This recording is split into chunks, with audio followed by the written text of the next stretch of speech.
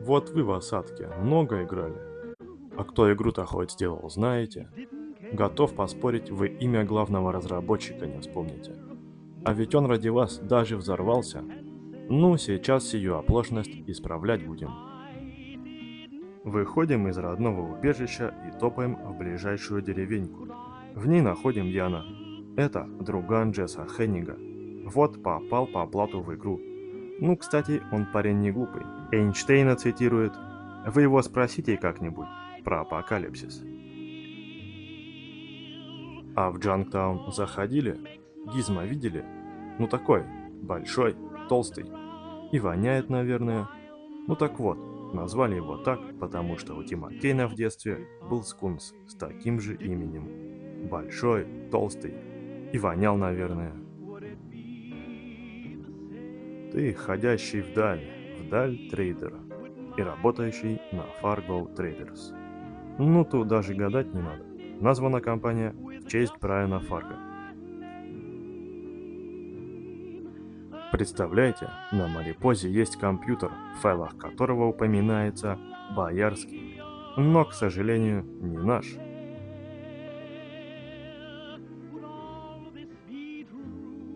А будете в библиотеке могильника, обязательно загляните к Крису Эвелону. Стоит он там, скучает, а ведь ему за это даже не заплатили. Знакомьтесь, Саша, собака Винса Денарда, с которой он часто приходил на работу. А это Чед Мур, который очень уважает Джейсона Эндерсона. Еще бы, такая-то борода у дядьки. Что-то я устал. Предлагаю передохнуть и прерваться на музыкальную паузу. Сейчас только зайду куда-нибудь, присяду. Так, а это что такое? Так я это не первый раз встречаю. И все никак понять не мог, что это такое.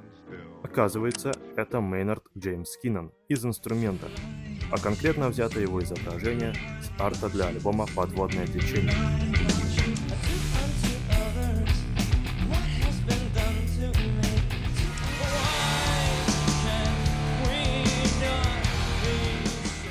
Ну, так узнаете? А это он в 93-м.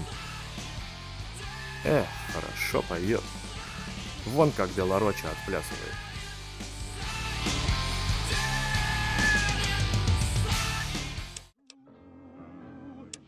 Тут неподалеку бар есть, выгребная яма. Там как раз песни и послушаем. Вот Исмарк иногда исполняет. А ну, брат, давай, что у тебя сегодня в программе? Котел какой-то? Ты кого ослом назвал? Все, сообразил. Это же пародия на песню «Голова как дыра» рок-группы 9-дюймовые гвозди с альбома «Прелестная машина ненависти».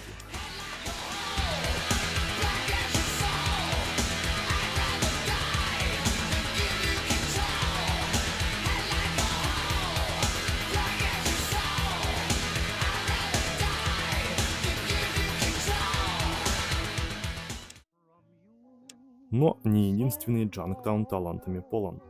Вот вы в церковь верите, а в Бога ходите... Ой, ну вы поняли. Я вот хожу иногда в церковь, если все-таки кто-то не понял. Но не сама церковь меня привлекает. Тут кино непонятное показывают. Эйзенштейн какой-то. Нет, тут один товарищ есть, Дэйн. Так он такие песни знает. Вот одна из них. Мама, нет, не так. Мама, думаешь, они будут бить мне по яйцам? Да, никогда не любил Пинк Флойд. Но если кому приглянулось, то ищите альбом «Стена», а на нем песню «Мать».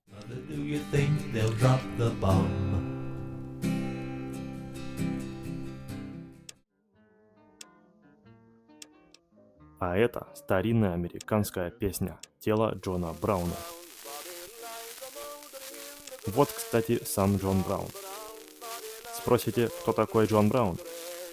Понятия не имею.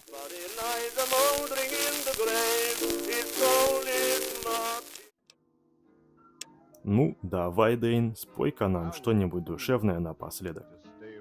Ох, Дэйн, ты ювелир. Смотрите, сейчас все объясню. В интро к игре используется песня «Может быть» в исполнении группы «Чернильные пятна».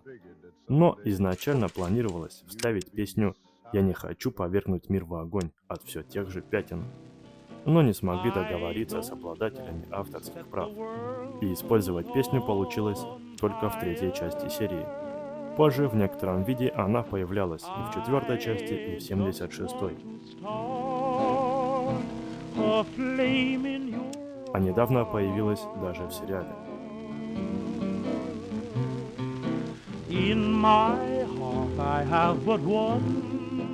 Ну, Дэйн, большое тебе спасибо.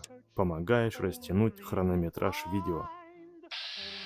Ну ладно, пойду я. Чуть не забыл. На первом этаже стоит доктор. Да не абы какой, а доктор Ву. Прям как в песне группы «Стальной господин» с альбома «Наврала Катюха».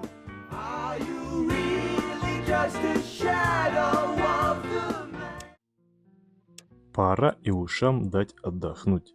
Давайте лучше поговорим про литературу и комиксы. Да, разработчики не только люди наслушанные, но и начитанные. В хабе находится бар «Мальтийский сокол». Взято название из одноименного детектива, написанного Дэшелом Хэмметом. В соборе на первом этаже стоят Фрэнсис и Тон Баракус. Похожие имена носили монахи Альбертианского ордена из романа «Кантикум по Лейбовицу» за авторством Уолтера Миллера-младшего. Знакомый нам уже Дэйн цитирует пьесу «Ричард III» Вильяма Шекспира. А Люси в убежище собора цитирует удивительного волшебника из страны Оз Фрэнка Бома. Ментаты своим названием отсылают к Дюне Герберта Уэллса. В ней ментатами называли людей, способных имитировать когнитивные аналитические способности компьютеров. Достигнув 3-го уровня, можно взять перк «Непробиваемость». Изображен на перке, очевидно, Супермен. Набрав еще 3 уровня, вы сможете выбрать перк «Первопроходец». Это еще один герой DC – Флэш. А из Marvel Fallout попал большой, зеленый. Уже догадались? Халк. Изображен он сразу на 2 перках. На 3-м уровне появляется бонус рукопашного урона, а на 9-м уровне – мутация. 2-й перк отсылает конкретно к интро сериала, шедшего с 77 по 82 год.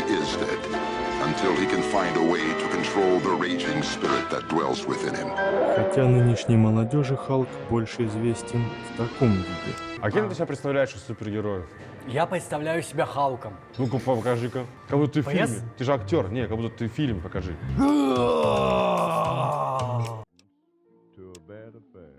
Ну, раз уж я начал вам кино показывать, то давайте им и продолжим.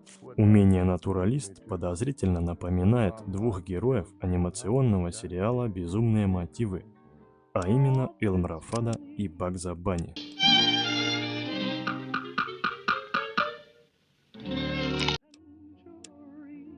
Во вступительном видео к игре можете увидеть телевизор производства компании «Король радиации».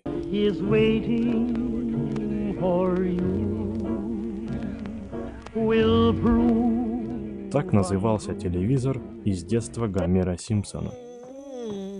There she is, the old radiation king. You'd park yourself right there and watch for hours on end. Прямо на выходе из убежища валяется труп. В описании трупа читаем: это Эд. Эд мертв. Отсылка к фильму «Криминальное чтиво». Whose motorcycle is this? It's a chopper, baby. Whose chopper is this? Zed's. Who's Zed? Zed's dead, baby. Zed's dead. При критическом попадании в голову существует вероятность появления сообщения «Спокойной ночи, Грейси». Идентичной фразой заканчивалось шоу Джорджа Бёрнса и Грейси Эллен. Say good night, Gracie. Good night. Good night.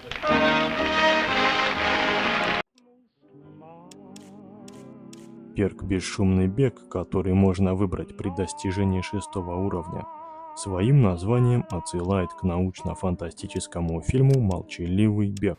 On Earth, everywhere you go, the temperature is 75 degrees. Everything is the same. All the people are exactly the same. Now, what kind of life is that?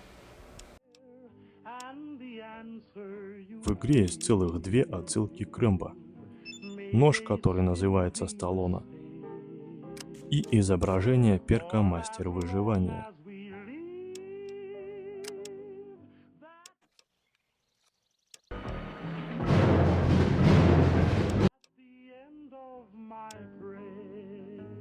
Репутация в разделе кармы своим изображением отсылает к персонажам американского анимационного телесериала «Приключения Рокки и Булвинкля и друзей» Дадли Ду Райту и Снайдли Уиплэшу.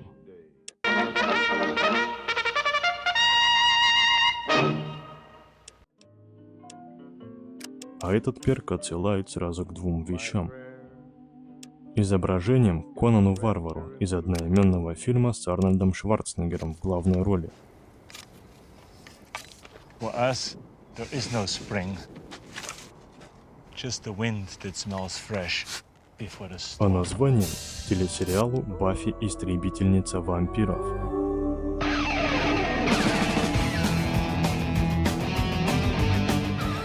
Круто? Круто.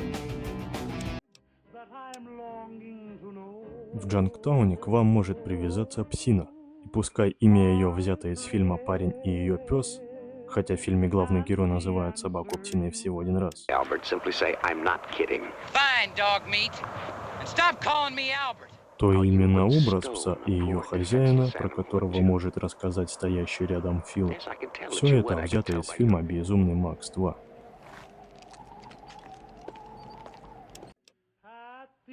А Тайка в выгребной яме целый кладезь. Своим внешним видом он напоминает Юфу Миральда из аниме Наусика из Долины Ветров.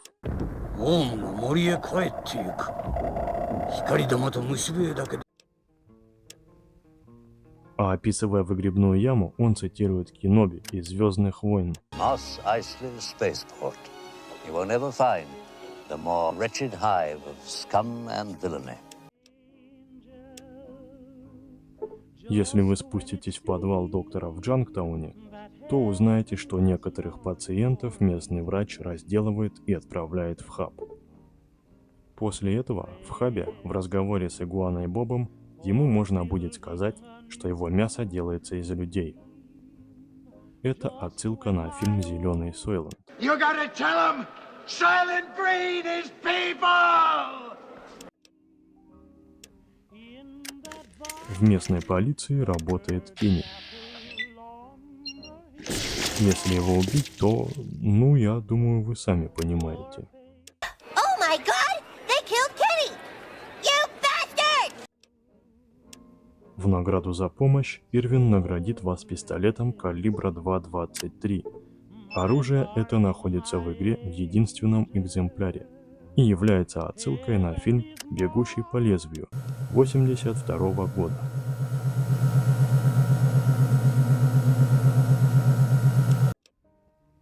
Это местная библиотека, заправляет которой миссис Стейплтон. В одном из скетчей летающего цирка Монти Пайтона был мистер Стейплтон. Yes. Drop that gun, Stapleton! Слэппи предлагает поиграть в термоядерные войнушки. В них же играл Дэвид Лайтман в фильме «Военные игры». Let's play Global Thermonuclear War. А один из преступников в этом здании цитирует Джокера из «Бэтмена» 1989 года. Tell me something, my friend. You ever dance with the devil in the pale moonlight? На 4-м уровне военной базы можно найти дневник капитана Мэксона. В нем капитан не мог поверить, что эти ублюдки сделали это. Похожей фразой заканчивается фильм «Планета обезьян» 1968 года. Finally, really did it. You maniacs! You blew it up! damn you! God damn you all to hell! К фильму «Чужие среди нас» две отсылки. Первая на Марипозе. Если взять с собой на подмогу паладинов-штурмовиков, то при заходе на локацию один из них скажет: «Я здесь, чтобы бить морды и жевать жвачку». Вторая – телевизор в соборе, которым вас в похожей манере пытаются загипнотизировать. We have faith in our leaders. We're optimistic as to what becomes of it all. It really boils down to our ability to accept. We don't need pessimism. I have come here to chew bubblegum and kick ass. And I'm all out of bubblegum. Если вы очень удачливы, то есть вероятность попадания в специальную встречу. Так, в одной из встреч вы увидите разбившуюся летающую тарелку из зоны 51. Очевидная отсылка, но тем, кто не знает, объясню. Зона 51 – это производитель компьютерных кресел, который обеспечил весь офис разработчиков креслами в полцены, и за это в качестве благодарности оказался в игре в виде такой пасхалки. А в кармане скелета одного из пилотов тарелки можете обнаружить выцветший портрет Элвиса. Прикол тут вот в чем. Вскоре после смерти короля рок-н-ролла в 1977 году в масс-медиа начали распространять материалы о том, что Элвис жив, а пика эта теория достигла в конце 80-х, начале 90-х. Другая специальная встреча – авторынок Боба. С самим Бобом можете не разговаривать, он немного не в себе.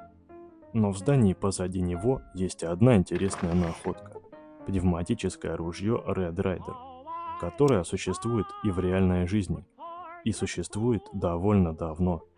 Оружие было разработано компанией Daisy в 1938 году, а названо в честь стрипа в сеттинге вестерн под названием Red Ryder, начавшего выходить в том же 1938 году. К 1949 году ружье было таким популярным, что было распродано больше 1 миллиона экземпляров.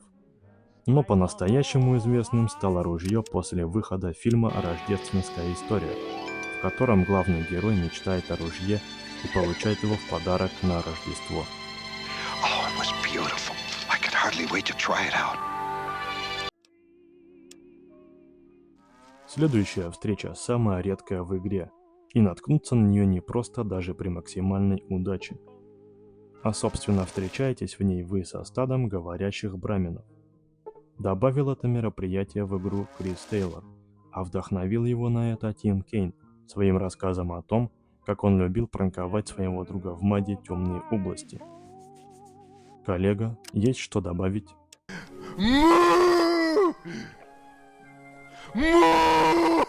Сказал, как отрезал. Ну что, дорогие зрители, завершающий блок про игры. Изначально он должен был быть больше, из-за отсылок на компьютерную ролевую игру «Пустошь». Но я посчитал, что это нечто большее, чем просто отсылки. Скорее, культурные основы, ведь Wasteland во многом повлияла на Fallout. Поэтому отсылок будет всего ничего. На первом уровне свечения находится древняя запись братства, в которой упоминаются некий Камарилла и нечто Гиенна. Это отсылка к настольной РПГ «Вампир Маскарад», вышедшей в 1991 году. Камарильей в ней называется одна из вампирских сект, а Гиена – популярный миф об апокалипсисе. А в могильнике найдите Кристину и попросите ее рассказать что-нибудь интересное. Состоится следующий диалог.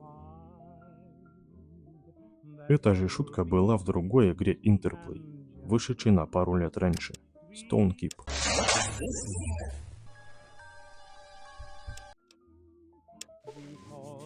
О, это же еще одна специальная встреча, про которую я вам забыл рассказать. Эй, а ну стой! Вот же, улетел. Но я знаю куда. Туда, откуда прилетел. А прилетел он из британского телесериала «Доктор Кто».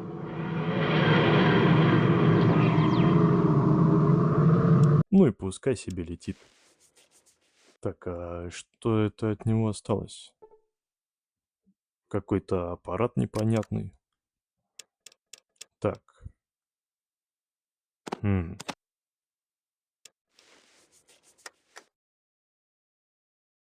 А если сюда нажать? Чего происходит? Куда я нажал? Вот, блин. Ну, прощайте. Не поминайте лихом.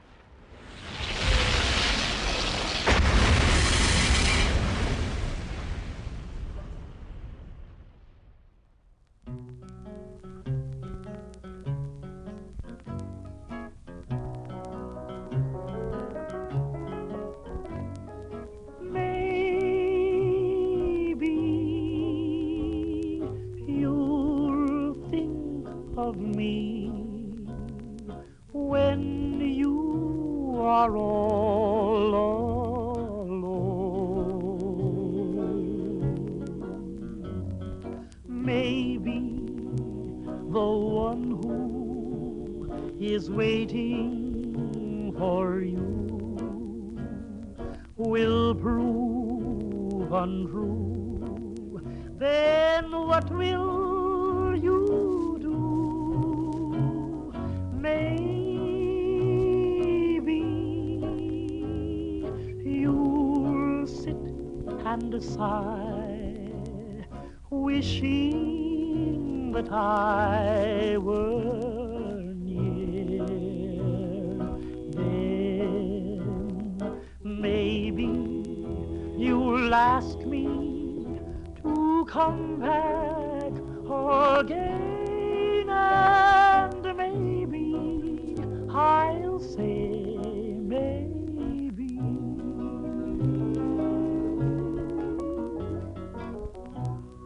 Maybe you think of me when you are all alone.